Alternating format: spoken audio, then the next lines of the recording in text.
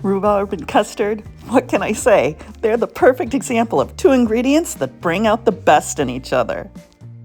The custard exaggerates the rhubarb's vibrant sharpness, and it's just divine.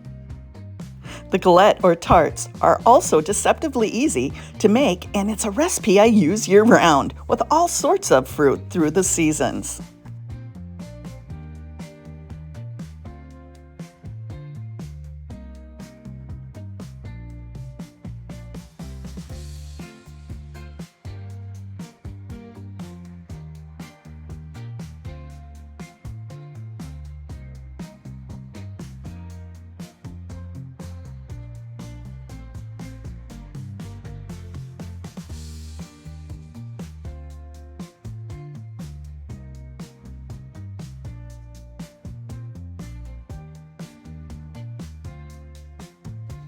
My best tip is not to be tempted to quit whisking or walk away from the custard, as you need to make sure that no part of the custard stays on the bottom of the pan for too long.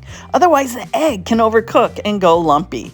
After all, we don't want scrambled eggs. I like to move it back and forth from the heat over to cooling it a bit and keep on whisking.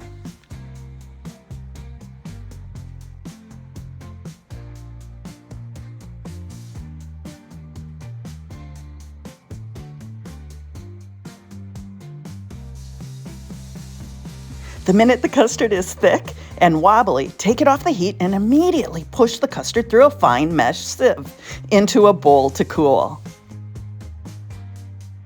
I've streamlined the galette making process by using store-bought frozen puff pastry, so you can skip the labor-intensive, time-consuming homemade pastry and still enjoy a deliciously impressive treat. Believe it or not, but this comes together in under 10 minutes.